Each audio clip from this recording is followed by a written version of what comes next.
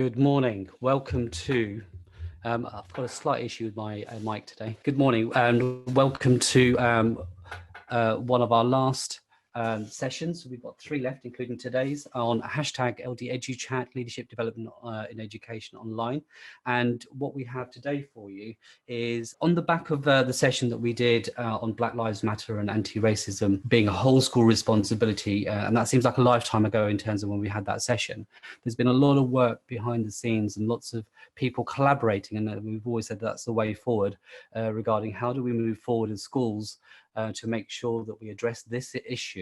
And this isn't an issue that has just arisen. This is an issue that has been visible to those people that have been looking at it for many years in terms of making sure the curriculum is as wide and as broad as possible to make sure that our diverse communities can engage with the education we're giving the children of our time. And we've got Lorraine Hughes, who's the Director of Education at Chiltern Learning Trust, who's been driving this change. And then we've got Dr. Patrice Evans. You'll be pleased to hear from her again from a previous session.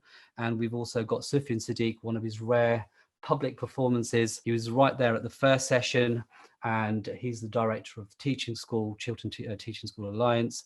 Will be joining us today for this live session discussing this. Over on Twitter today, at Chiltern TSA, we have Dean Cotton, again, somebody from our previous sessions, who delivered a session on deep dives, planning and preparing way back in April, as I said, a lifetime ago. And do join us on there and share your thoughts and your comments. Your engagement, as always, is vital to making sure that we deliver what is actually needed to you at this time. So without further ado, we'll jump straight into our presentation from Lorraine and the team.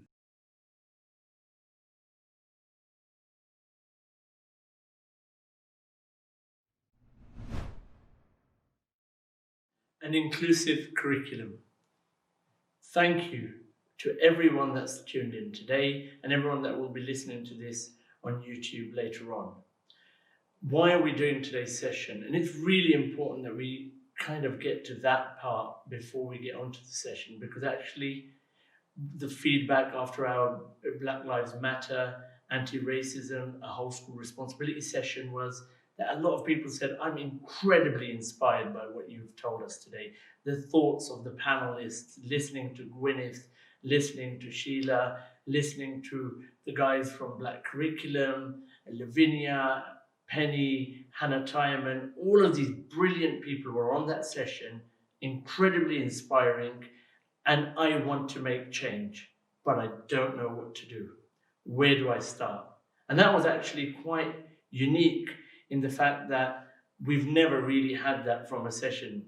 And people take the inspiration and people trial things, people do different things. But actually what we realize is that this whole aspect of education around anti-racism and around BLM is that actually there's not a huge amount out there.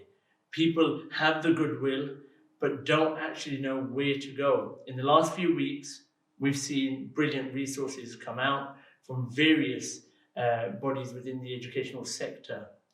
But what we know people want to do is from CEOs to head teachers to heads of department to teachers. That's the kind of people that we've had contacting us about saying, right, what we really need you to do is look at the next step. What do we do after this session? We're inspired and we want to change. We want to make a change to our curriculum. What are the next steps? And for us, actually, I thought the best way to look at this was to look at our own trust. Chiltern Teaching School Alliance is a part of Chiltern Learning Trust. And for us to really take this forward, it's important that we actually start from within our trust. The session today was supposed to be on a topic called system leadership, but actually, because this is such a pressing issue and because it's so important to so many of our followers and so many of those that tune into our CPD, we felt that this was the right time to change this session to something that will be a lot more meaningful and will be the next step after our BLM session. There will be more to come. I know that there's people planning roundtables for head teachers and leaders, Black educators, and I know that will contribute a massive part to the work that we do. I also know that I've got the brilliant opportunity of working with my fantastic SLEs within my team to develop and actually bring together the wealth of resources that are out there and actually put them in one place so that we can share them with you. And that's something that we plan on doing. We will be able to share some resources with you at the end of this session. I'm delighted that our trust took on the challenge to say that actually we're going to look at this, not just bottom up. We're not going to look at the teachers that are inspired by this, but actually this is a leadership issue, starting right from our CEO and our Director of Education, Lorraine Hughes, who you will hear from today. Lorraine will talk through what we are planning on doing within our trust, to look at our curriculum, to see actually is our curriculum fit for purpose? What changes can we make? And it's really important that one of the things that we had to do for this process was to really seek out advice from experts, going out to Black educators, going out to Black leaders, going out to organizations that have been in this area of work for quite a long time, to make sure that actually we too, like many of you, were thinking, right, we definitely need to do something, but we're not quite sure. So for us, actually, the conversations in the past 2 weeks with the number of educators that we have spoken to and had Zoom calls with have really helped shape us in our thinking around the curriculum. What I hope you take away from today's session is Lorraine looking at this as a Director of Education, working with our CEO, working with all of our heads and our curriculum leads in our trust to see what we plan on doing to make changes. Changes that are meaningful but not tokenistic. Changes that will add value and richness in knowledge to the curriculum and not just be another bolt-on, because that's not what we want this to be. We don't want this to be one of those things that every teacher dreads about when they're thinking of how do I add that into my lesson. We want this to be something that people naturally feel empowered about including. People feel that actually the curriculum will be much richer as a result of this. The inclusive nature of our curriculum and how we engage with our young people and how we prepare young people for modern life in Great Britain, this will add value. This will make our curriculum a lot more meaningful. So today's session is about our thinking process. And what I hope you take away from it is looking at the steps that we've been through in the last few weeks, looking at what we plan on doing over the next few months as we go into the new year, and hopefully take some inspiration. What I do want from you all is to engage with us on Twitter today at Chiltern TSA. Tell us, what can we do differently? Tell us about some good ideas that you're trialing in your schools. Share them with us. Take some of our resources. They're not resources we've developed. We take no credit for that necessarily. We've taken resources from around the educational landscape, from people that have been posting things online, and we've put them together. Take them, use them. We want people to use these resources, but at the same time, contribute resources. Help us develop a resource path that we can really add value to that educator that's alone in a school that wants to make a difference, but actually has no access to quality resources. But more than that, actually, what I really want is people to give short videos of how they've used that resource. One of the things that came across quite well in the sentiments that people raised after the session was, I feel like I want to make a difference. I feel like I know what I can do in my lesson, but what I don't have is necessarily the confidence. And I would love to hear how other people are using these resources, what changes they've made. So today's session is the starting point of our journey in making sure that we work towards a more inclusive curriculum. We're looking at one element of the protected characteristics today. In the future, we hope to expand that to other elements of protected characteristics and ensure that there's a full inclusivity within the curriculum that we prepare and develop for our young people in our schools. Contact us, share your thoughts with us via Twitter, and check out this video on our YouTube page later and share this with colleagues that haven't had the opportunity to tune in. Thank you very much. Enjoy the session. My name is Lorraine Hughes and I'm the Director of Education for Chiltern Learning Trust. And today I'll be talking to you about our approach and what we plan to do to actually deliver a curriculum for diversity. Our approach is not yet finalised, But this is just some ideas about what our thinking is at this stage that we would like to share with you to give you some understanding. And we would like feedback, we would like dialogue. So please join in the discussion. We are going to talk today about how we're going to spend a lot of time in what we are calling a learning process. So we're not diving into audit tools, checklists. We're not really looking at the resource hubs at the moment. We want to spend a significant amount of time thinking about how we're going to go through this process to make sure that what we do is not tokenistic and that it truly is embedded. So our particular curriculum audit will look at ethnicity as one of the protected characteristics. I'm not saying that there is a hierarchy of protected characteristics, but we're looking at what our context is for our trust. We're looking at our demographics, our statistics, information that we've gathered so that our curriculum review looks at ethnicity. And I'll talk more at the end of the presentation about how we will use almost a quality first teaching approach to then think about how we then move on to other protected characteristics. So I think what I'm saying to you is know your context, know what your priorities are in terms of your inclusion agenda. So how about a little starter task before we kick off with the rest of the presentation today? What I want you to do is think about 3 powerful positive BAME role models that you learn about in school. So I'm not asking you to share that, we're not going to have a discussion about that, but just think about that for a minute.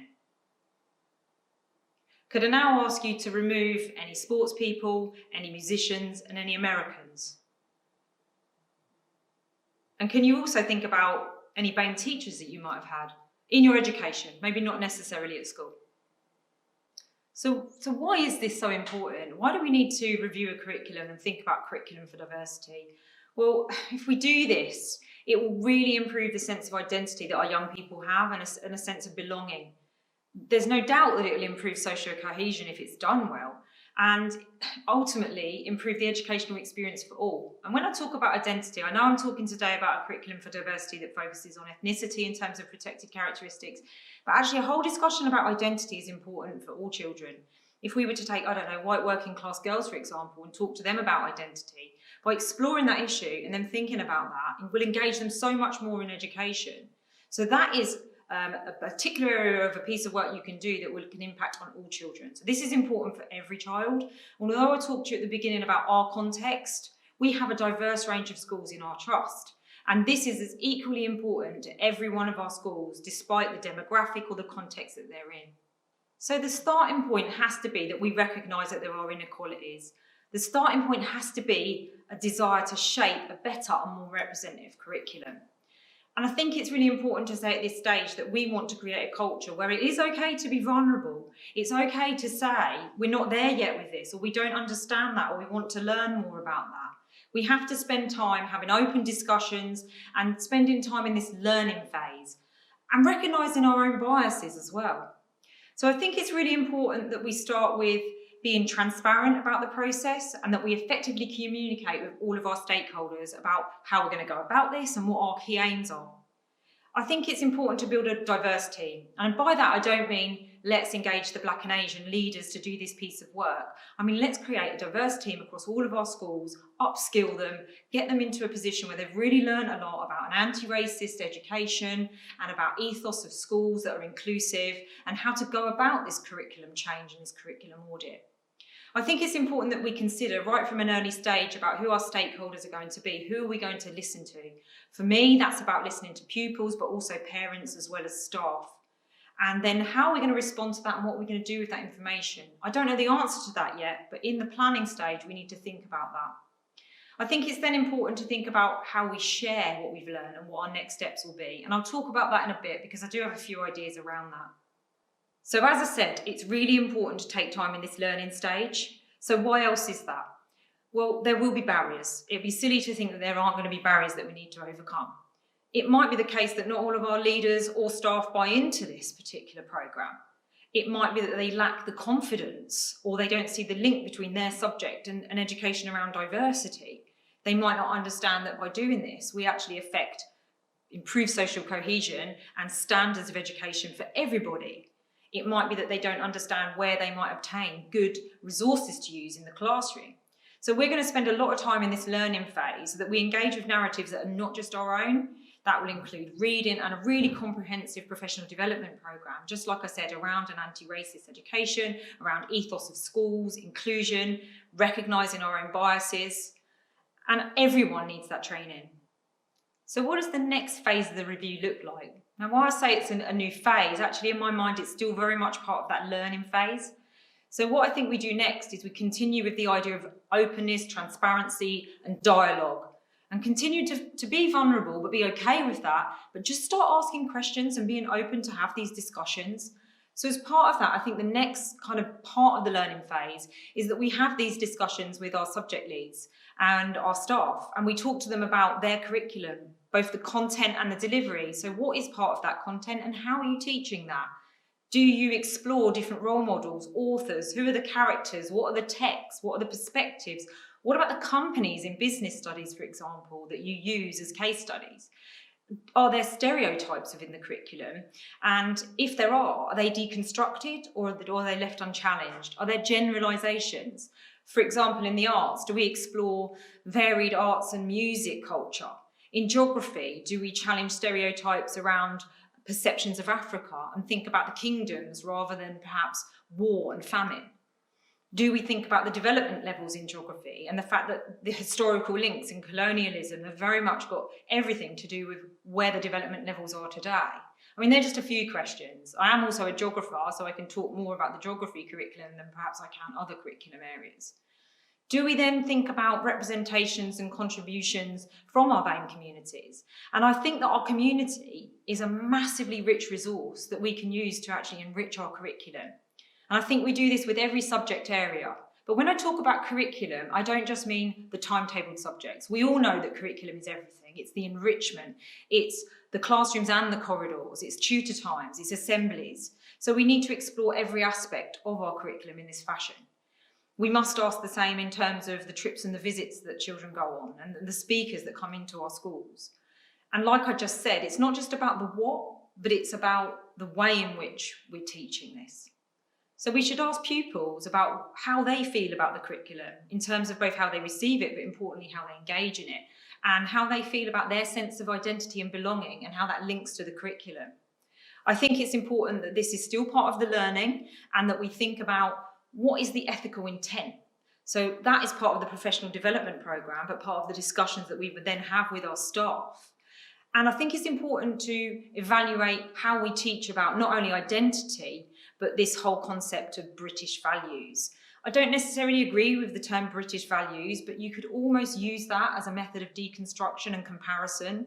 So what are British values? How do they compare to other values? Is it not something like universal values? But we should look at social disadvantage and social justice and systemic racism as part of that review. So what do we do next? Well, it's really important that we come back together and that we share and that we reflect. I would like to create through our own teaching school are almost like a group of experts who can deliver and have delivered brilliant examples of curriculum for diversity. So we might have a range of subject specialists and other that can deliver sessions like this that you can tap into that might show a brilliant example of how to teach X or Y in a geography or a maths or an English classroom. But alongside that, not only will they be exploring the content, but they'll be exploring the how it can be delivered, alongside perhaps a bank of resources that you can use, so that budgets then don't become another barrier in the way of all of this. There are already lots and lots of resources out there. The Runnymede Trust, the Historical Association, Lavinia in our last session on Black Lives Matters, she talked about resources that they'll be releasing, and on the website under her Black curriculum materials, there's some fantastic lessons there already. I think at the end of June, the TESS also launched a hub for resources. But it's important that it isn't just the resource. We need to have professional development about how to deliver these different topics as well. I'm in a really privileged position in my role because I oversee not only the teaching school, but the initial teacher training. So we have a fantastic opportunity to deliver the professional development, not only to our current staff, but the initial teacher trainees that are coming through into education, because this is quite frankly, quite absent in ITE.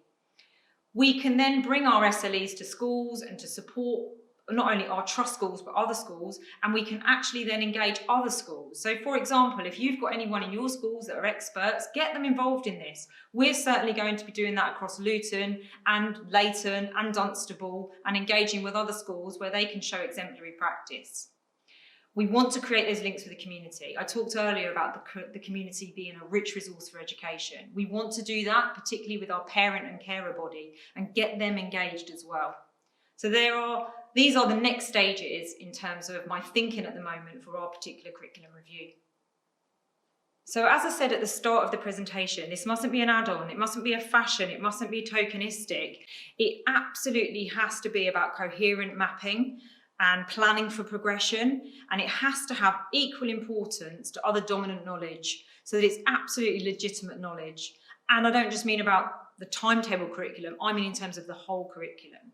So it must be mapped. We thought about using learning journeys. So around our schools, much like probably the whole of the country at the moment, you see in the displays that you have these lovely learning journeys that explain what children learn from, I don't know, year 6 through to year 9 or whatever.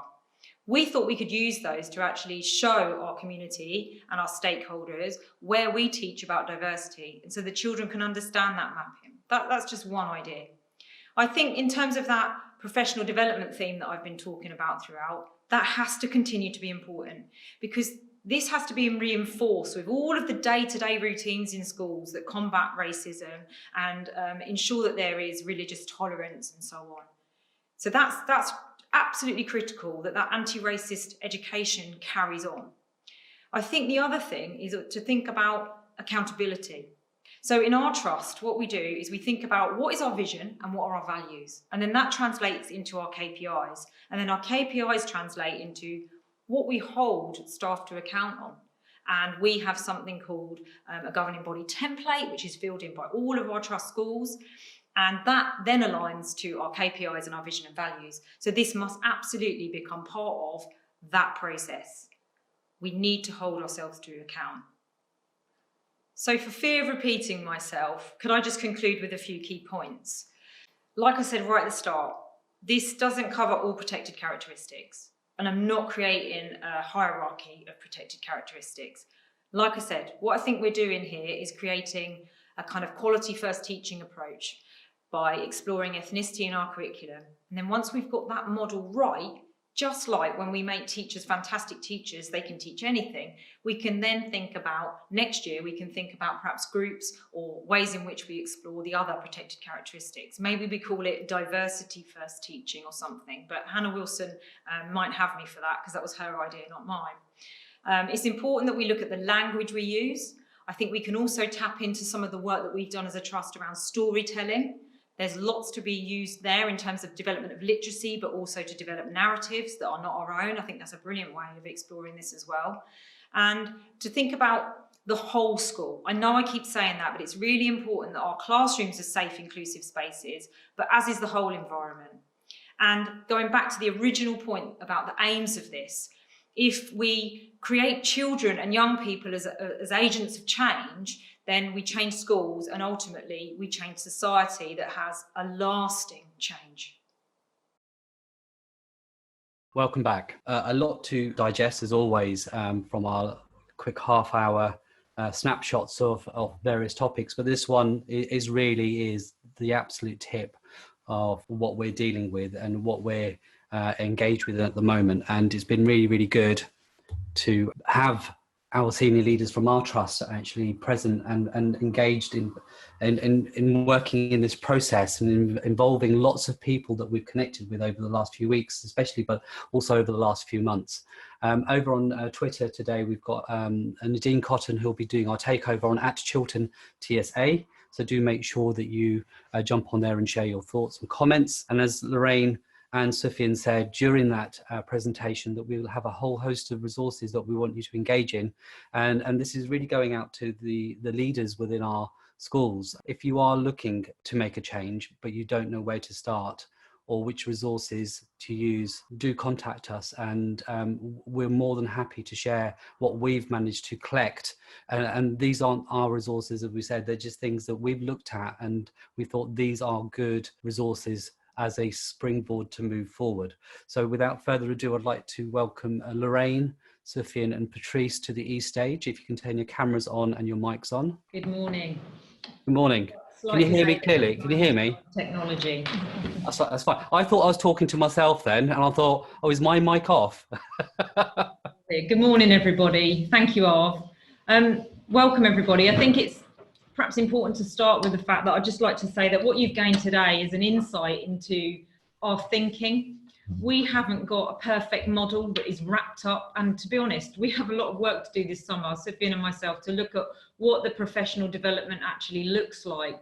How do we go about this? So we're very much in our discussional phases, so please don't think what we're offering up here this morning is a finalised and perfect model. We're learning, and we want to still engage in discussions with lots of people, other trusts, other schools, other organisations, about how they're delivering this as well. That's really important. Some of the emerging themes that have come up as the presentation has been going through is one main theme has been about how do you not make this a knee-jerk piece of work or a knee-jerk reaction, and we hear that a lot. You know, Sufyan and I were on a discussion group last week, and they asked us about how do you not make this tokenistic, and hopefully that comes through in the presentation.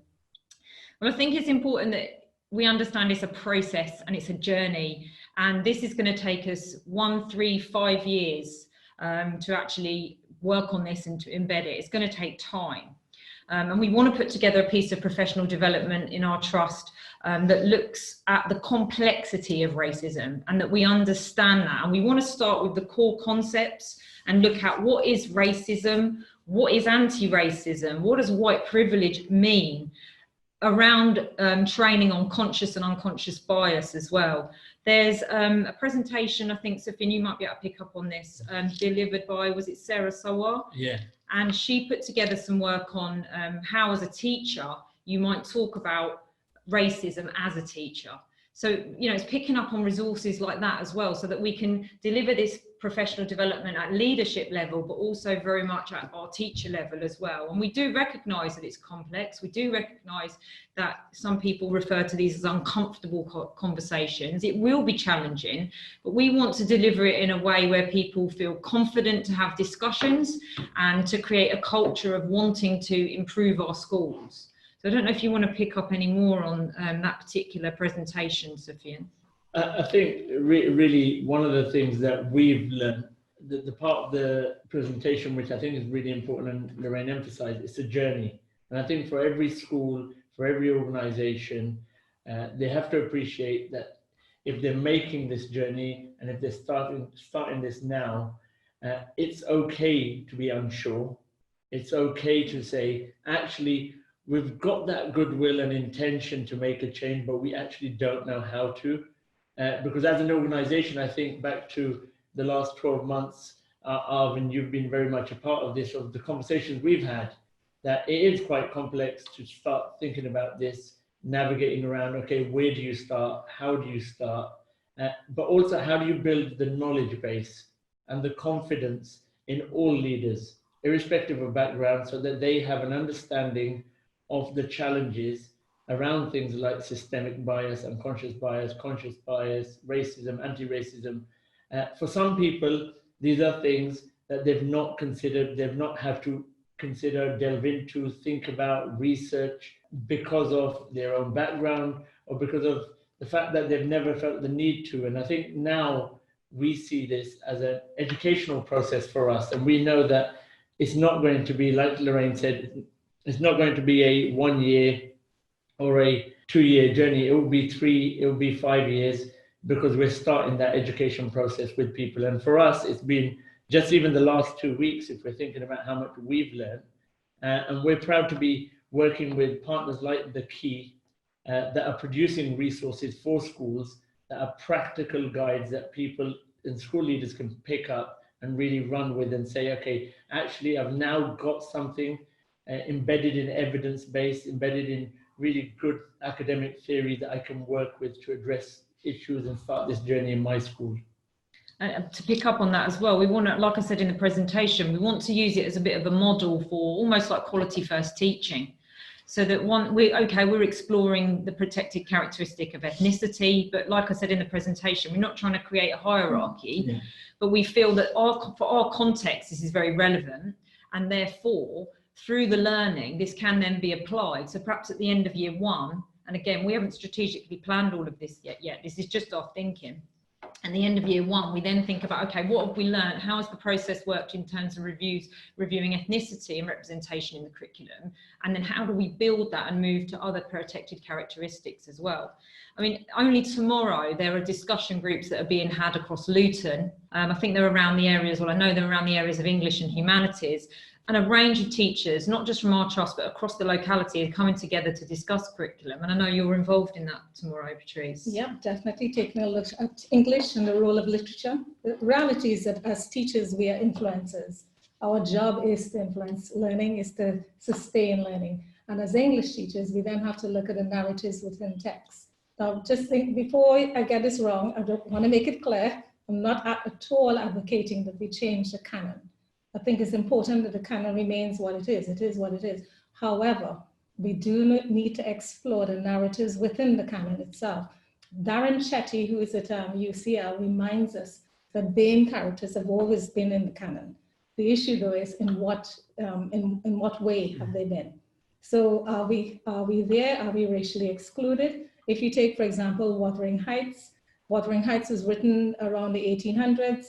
But it was at a time, and it was set near Liverpool, a place which was well known for its transatlantic slave trade. Yet within the story itself, there's no mention at all. So there's an aspect of racial exclusion within the text. They do, however, refer to Heathcliff, the main character, as being not quite black or something like that. I've forgotten the exact phrase. I think not a regular black.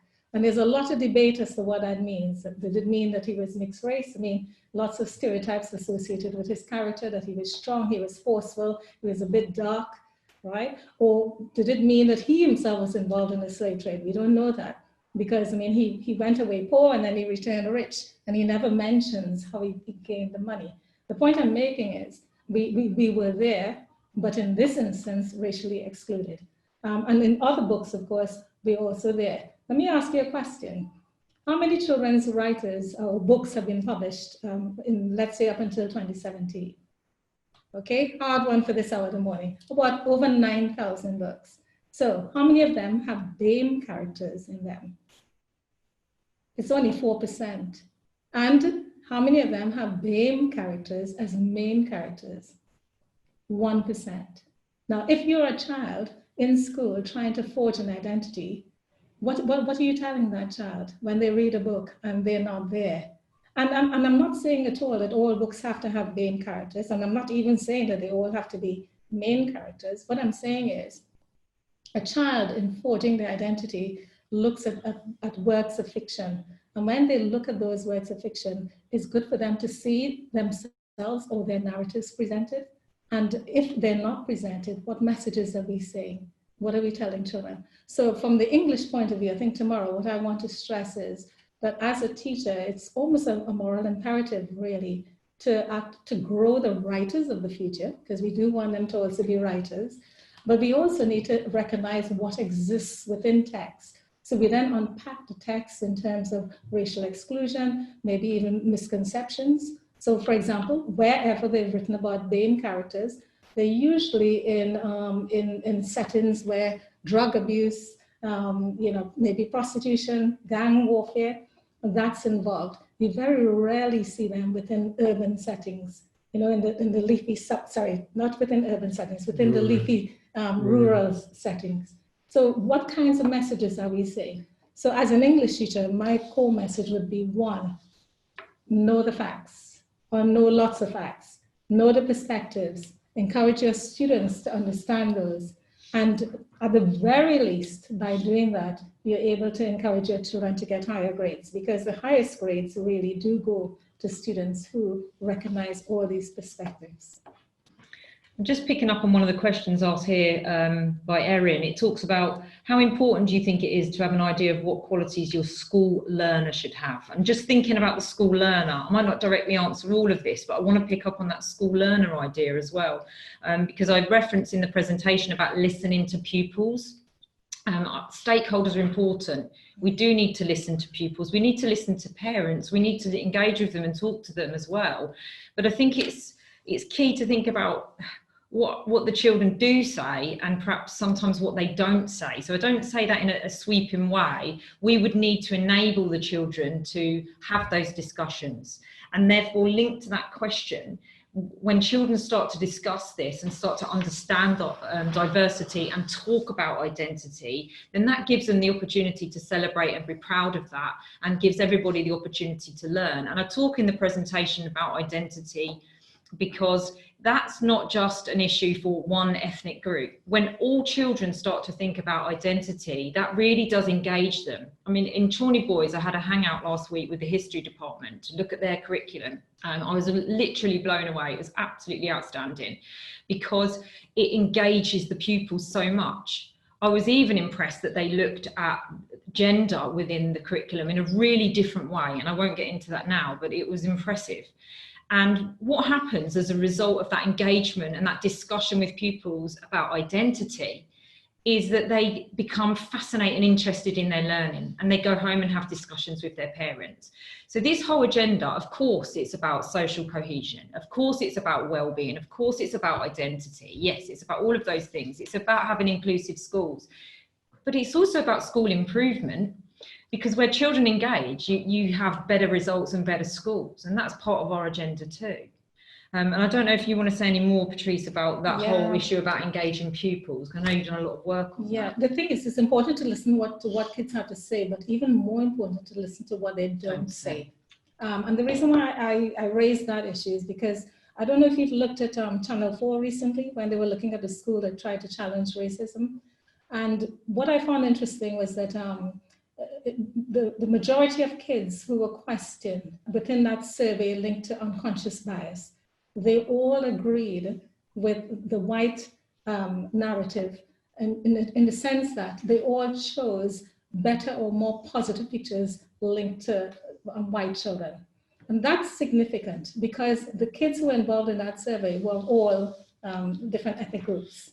And when you look at their faces, even the Black kids were quite horrified that they'd actually done that. They hadn't recognized that this is what they were doing. And this is what I mean by what they do not say. And I know very often within these conversations, we don't want to talk about slavery. But when you listen to somebody like Dr. Anita Phillips, she talks about the psychology of cruelty linked to slavery.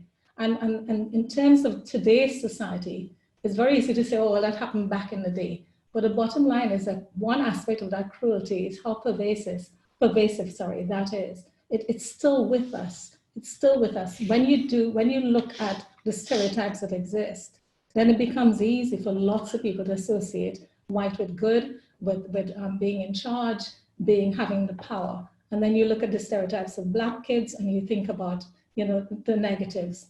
And that is actually also borne out in my own research. When I looked at boys and the abuse of success, one of the questions I asked was, if somebody was to walk through that door right now, what would you expect to see? And 9 out of 10 times they said white. Now, to be honest, I must admit to being pleased because they also said female. So that was pretty cool. However, the point is they still see white as being naturally superior to who they are. Now, that in itself is not an issue as much as what do we do with that knowledge. And that's the only reason why I'm raising this. It's linked to my point about listening to what students do not say. If we recognize that everybody is influenced, it's important that the white kids also within schools are shared into a narrative that unpacks these issues. Because if we as influencers don't unpack that, when is it going to happen? Yeah, that's a really important point. And for our trust in particular, because I can speak on behalf of our trust, this isn't something that we want to apply just to our Luton schools. When I talk about context, I talk about the education for all the pupils across all ages, across our whole trust. Sorry, Sufyan, did you want to say anything more there? It was really just to add on to that point, that the advantages that we can take from actually, the debate has come up recently around cultural capital, and we sometimes forget how much cultural capital our students bring. how much we can learn from our students, how much we can engage our students further if we link in topics that we know are relevant to them. So, for example, we know in a community like Luton, in a Pakistani, Bangladeshi community, predominantly from a Muslim background, we know Islamophobia is a real issue in this community.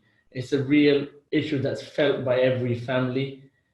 How much do we actually talk about that element, that aspect of discrimination in the curriculum? How much do we talk about the impact that has? Because actually, the link, if the Americans had the doll test, exactly like what Dr. Patrice was referring to, where children looked at particular dolls and then said, okay, actually the doll that's darker, or the doll that looks different or looks perhaps South Asian, is the one that's going to be less successful than the one that is white. In the same way, if we don't start addressing and unpacking issues our students carry and face and think about, and start talking about success, in what success looks like, and the barriers that they have to success, which we know are, there is a massive issue around racism and success. We know that Pakistani boys and black boys have a less chance of succeeding in industry. If you're looking at the FTSE 100 companies, these boys and girls, in fact, will struggle. So actually, if we really want them to succeed and want them to be confident learners, we need to also address the issues that they face around their identity.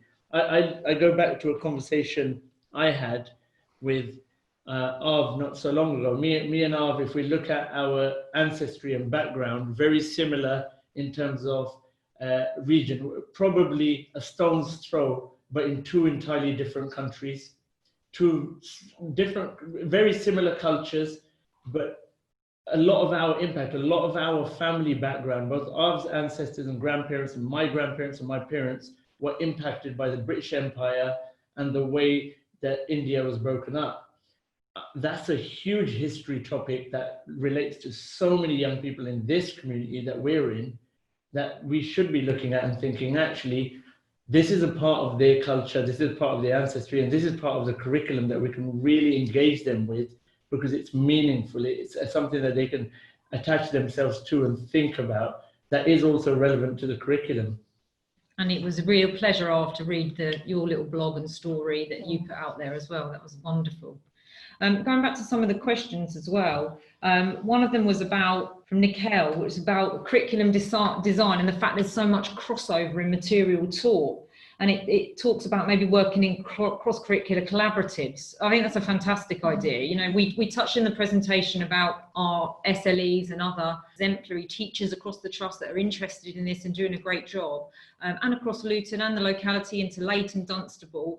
Teachers that are developing really great materials and resources and are confident, what we would like them to do is share that through video so that that can reach you. But again, what I talked about is not just sharing the content, not just sharing what they're teaching, but talking about how they teach it, what the misconceptions are, what some of the challenging questions might be, what some of the generalization and stereotypes there are to overcome, and how they would go about that. The how is really important. And I think what we could do, building on that question, is bring groups together in collaborations to talk about exactly that, the crossover. Or when maybe a geographer delivers one of those presentations, they could talk about how it might be relevant to other curriculum areas, because of course it is. I mean, only myself listening to that particular history presentation I referenced earlier, as a geography teacher, I was already making lots and lots of connections myself about where that could be taught within the geography classroom. So yeah, absolutely, really important and a really brilliant way to learn from each other as well. I don't know if you've got anything more to add on that. Yeah, I could add as a starting point, because sometimes people don't know where to start. First of all, we're not saying throw out everything at all. Please don't leave this session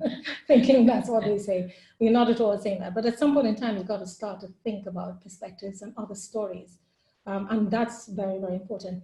I've been in charge of Black History Month celebrations for years now. And to be honest, we have lots of interpretations of how that can run. But about 4 years ago, we decided as a school not to really make a big hoo-ha about Black History Month, rather to look at the curriculum, to see how we can actually thread ideas through the curriculum. I noticed an ex-student tweeted, oh, forget about Black History Month, it was only Black History Assembly. Well, he was right. There was an assembly, yes, to raise awareness that it was that month. But in the background, we were doing a lot within the curriculum. So art, for example, chose the opportunity to teach Tinga Tinga, his work in Tanzania, and that particular artwork. In geography, looking at, I think it's Abu Bakari II, who discovered some of the colonies long before Christopher Columbus. And again, within the history curriculum, about 2 or 3 years ago, we had an external auditor in. And when she saw what they provided, she said, well, why don't you, okay, so let's assume you're bound by the exam board to teach this. Why don't you then look at somewhere elsewhere? Look at what else is going on. So if you're looking at Tudor England, what else is going on around the world? Because there's a danger that all you see is just this narrow interpretation of the world. And you've got to remember, though, that even though you might be using the best textbooks in the world, that's still somebody else's interpretation of what's happening. So that was the initiative we started about 4 years ago. And we're not saying it's perfect. There clearly is a lot to take place. I mean, I started by talking to you about the literature. I mean, Sophie could probably tell you more about bringing it now into now. I started with the canon, but what's happening within libraries, for example, now within literature? Well, one of the really positive discussions that's come out in the last few weeks is reviewing curriculum, reviewing libraries. Now, we sometimes forget that libraries are a huge part of a school, a real engine room for aspiration, for inspiring young people, but also for linking text directly to curriculum. Some of the work that the Key are doing is looking at how can we make our libraries more inclusive. And again, I think it's about being very practical, pragmatic in our approach. It is not about taking out books. It's about looking at the books and seeing actually where are there high quality books that we can bring in that have really good BAME authors, really good BAME illustrators that have worked on these books. Are there books that are visibly, when you look at the front cover of a book, can you identify with the BAME-ness of that book? Because actually covers are really important. They say don't judge a book by its cover, but we know actually the first thing everyone does is they look at a book and decide whether to look into it further. And if you're a young person that will go, like Dr. Patrice referenced, going through a library with 1,000 books, and you're going to find an absolute tiny fraction that actually show you on the cover of these books, it's not going to be something that's necessarily going to inspire you. As a practical tip for all of you as school leaders, I would suggest actually going in, taking a walk in your library now or in September and looking at the books that are on display. Can you see any books on display that show BAME characters on the front of the books? Actually talking to your librarians and asking what books have they recently purchased, and actually thinking about, right, we've got a historic issue in terms of perhaps there wasn't enough BAME authors, illustrators. This topic wasn't something that a lot of publishers were aware of, but we know recently there's been lots of publications, lots of support for BAME authors to come in and publish books. So are we thinking about the new books that we're looking to purchase? Are we thinking about how represented they are? So it's a real opportunity to refresh our libraries so that our libraries are a place where young people feel included, they're inclusive and inspiring. But it goes back to you can't be what you can't see. If Harry Potter and all of his friends are all white, and then you pick up another book and they're all white, and all of Roald Dahl's characters are all white, and suddenly you start reading these books and you can't identify yourself with these books. Sometimes you will have to understand that concept in a school like Chiltern Boys, where reading is at the heart of the school. You can't expect a young person to engage in books that don't engage with that young person. So a real opportunity to reflect. It's important to have mirrors and windows. Mirrors, in other words, books or narratives that reflect your story. And again, we're not saying that we want the hardship stories, because I think, to be honest, we just want to be ordinary sometimes, and it's important to remember that. I've never written a story about a boy changing a light bulb, but there, that could be a challenge for you. But it's also important to be windows. So when you look at that story, you could think, oh, okay, I never thought of being an astronaut. I never thought of being the best taxi driver. I never thought of being, owning a business. So it's important to have those windows so you can see. And that's what books do. They transport you from your reality into something else, or they mirror your reality. And it's important that we have all realities reflected. Yeah, I like that windows and mirrors analogy, especially as the mirrors are not just, they're avenues for all children to look into all narratives and to look through into different perspectives. That's really important for all children, indeed. Okay. We've still got time for more questions. I was going to just say, we're just getting to the last part. We've probably got time for another one, maybe two, depending on how long they are, questions. Anything in the list there that you're thinking really jumps out that you want to make sure that you address? I know there's lots. There's one here from Jessica, and she talks about stereotypes regarding some religions and communities that still exist, and how can these stereotypes change within the community? And colleagues dive in, but I think the important point there is that we're starting with schools, we're starting with self and children, we're starting with schools, and then we think about community. So I think all we can do is begin with our own particular schools and think about all the things we've been talking about today. We can't change the community, the society immediately, but we're making a start. I think that's the important point. And we want to engage, like I said, parents. The community is a rich resource for this. We want to utilise that, and we want to understand that. And hopefully, as the children then learn about this, they will go home, they will have those discussions, and they will grow up to have very different views, we hope. I mean, it sounds utopian maybe, but that is absolutely our intention. It's really important. I think it's a really good question, because I know that because of the way I look, because of my appearance, Jessica mentions religion, but because of media narrative and biases, huge Islamophobia issue in the media, that the chances are that my appearance almost becomes synonymous with extremism. It becomes synonymous with being an Islamic fanatic, or whatever it may be, whatever the terms may be.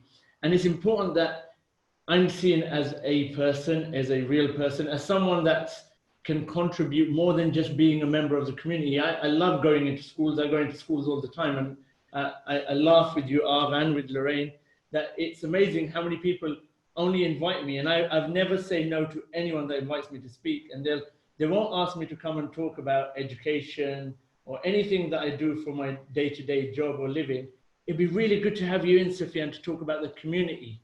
And actually normalizing me is probably a better approach, because it makes young people realize that people that look like this exist outside of the mosque, outside of religious charitable organizations, perhaps in the community. And that's really important, because we need to bring in people. If we want to break that stereotype, we need to encourage people to work with our school. If they're not represented in our school leadership, if they're not represented in our school staffing body, we need to bring them in. But we also need to bring them in when it's not tokenistic, when it's not, the only time we're going to bring Asians in or Black people in is when we're doing an event or an assembly about community. But when we're doing a careers day, we can have all 85 white people, but we're not going to worry about that. The reality is you don't know what you don't know. And I think it starts with education. It starts with knowledge. You need to be aware. And part of that knowledge might come from books, but it also comes from within the community. It comes from talking to individuals. It comes from conversations like this. Some years ago, I was asked to speak at a conference. I won't name the organizers, but I was asked to speak at a conference somewhere up in Yorkshire. And when I arrived, so this is about 12 years ago, okay?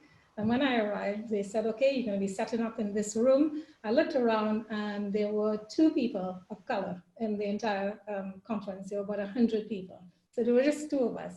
I went to my room, and I set up my PowerPoint and everything. The kids were having their lessons, but they were quite keen to see what I had on the slides, and everything was fine. And then in walked these 2 men who said, oh, we're looking for Dr. Evans.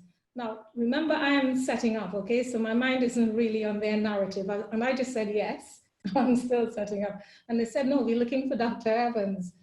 And by the 3rd time they said that, I thought, wait a minute, they haven't made the link. I mean, I'm in the room. So I then said, okay, so why then? Why are you looking for Dr. Evans? I said, well, we need to help him set up his PowerPoint. And so I looked around and I said, well, it's actually up on the screen right now, you know, as you can see. And I tell you what, so how do you think I can help? Now, of course, by that time, I realized what had happened. There were two things here at play. One, I'm not a man, and then two, I'm Black. So they're in their head, they're looking for Dr. Evans, who probably is a Welsh man who is in the medical field. Right? And they had all the right intention in the world. Seriously, I couldn't fault their politeness, I couldn't fault their manners, I couldn't fault anything about them other than that image that they had in their head. It never once dawned on them to say, are you Dr. Evans by any chance? It didn't dawn on them. And that's why I say it has to start with education. And part of education is, I'm not talking here just about formal education. I'm talking about just meeting and greeting and seeing, getting to know people who are different from you. Because it is important that if the diverse curriculum is to succeed, we all have to be part of it. This is not education for Black kids. Yeah. Even though I've mentioned stereotypes and whatever, this is not about education for Black kids. Yes, they are important, but it's equally important that other people of color and white people understand the narratives of everybody. I mean, I think it's Chimamanda Adichie says, we've got to be mindful of that one story. We can no longer tell one story. I'm sorry. There are too many of us to tell that one story. That's just such a fantastic point to almost finish on. But that for me is the same for the staff. When I talk about the professional development, that is for all. That is not just for one selection or part of our trust or the locality. That is an education for all. And, you know, once we start on that journey, you know, hopefully, people will start thinking about these issues. You know, do you always ask your Asian colleague to go into the community to do community work? Do you ask your only Black teacher to lead on Black History Month, for example? These are all questions that you need to start asking yourself. And we want to start that process within our organisation and our locality. Thank you. I think that is a brilliant place to start. And I just think the things that have come out of today for me is that one, this isn't and shouldn't be a knee-jerk reaction to the current climate. This is actually, for people that have been working in this sector have known this has been an issue for a while. The only thing that's happened recently is the fact that it's elevated it towards the top of the agenda. So from my point of view, that's one of the key things. The second thing I think for me is that, and I've been doing some work with BayMed as well as being part of their steering group in terms of we're looking at, this isn't something that we launch in September and it's in place by the end of September. This is a process that to unpick what we've created, you can't do that overnight, and we shouldn't do that overnight.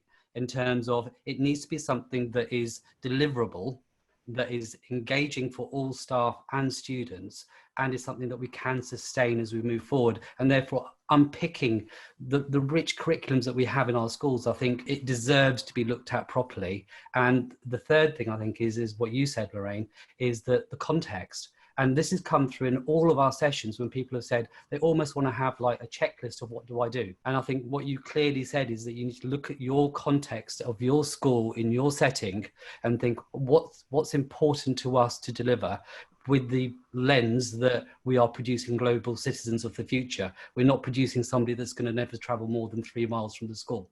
You know, these people are going to be going out there. So whether you're in a white only setting, because you're in a rural village somewhere in the middle of nowhere, those students, you're trying to give them the ambition to be outside that area. They deserve to have that broad and rich curriculum so they can engage with that world that's beyond their 3 miles from their school. So for me, that's what's come forward. And I'm really excited about what's coming next, not just within the trust, but also across the education sector. In terms of it, like even like tomorrow, I've been asked to speak at the National Association of Head Teachers to do with how do heads and the organisations, associations deal with this issue moving forward from a BAME perspective. But you're absolutely right. BAME is one thing. We have all the other protected characteristics and cultures that we need to address moving forward. As I said, this is a process which I'm really looking forward to being part of in some way moving forward. So I'd like to thank all three of you and the other people that are behind the scenes that have made that session that you recorded and delivered on so powerful, I think, in terms of getting those messages out. So thank you. No, thank you, Arv. Thank Thank you to my colleagues and to everyone that's part of this journey. Thank you. And so that brings us to the end of today's session. As I said, this is a springboard. We will be sending out resources. If there is something in particular that you want to find out about the work that we're doing, and this isn't work that we've created ourselves, we've literally pulled together and collaborated with as many people that align with this whole agenda in terms of making sure that we have a sustainable change to whatever the curriculum becomes. And we're more than happy to share links, signpost you towards various organisations and resources that we found useful. So do contact us at Chiltern TSA. You all have had emails from Claire. Bombard Claire with emails. She'll hate me for saying that. But we want to hear from you and we want to engage with you, because if you're doing something that is really worthwhile, we want to know about it. And obviously we want to share that practice. The more people that see that making a change actually has a positive effect, we'll have more people that want to make the change. And I think that's what it's all about. It's actually people having the confidence to think, I don't want to just make another change for the sake of it. And there needs to be a positive outcome. This is our third session this week out of 5. We've got 2 more to come. We've got from Chiltern High School, from boys, where you're sitting today. We've got Abid Khan tomorrow, looking at how do we create that safeguarding culture that's not just a bolt-on within our schools. And again, this is something else that's absolutely crucial, and I'm hoping that some of this comes through. Rihanna Fazil also does amazing work around safeguarding and to do with prejudice as well, in terms of how that impacts our safeguarding. So if you are about tomorrow, that'd be a good question to ask in terms of how are we dealing with safeguarding for all of our students, not just 85% of our students.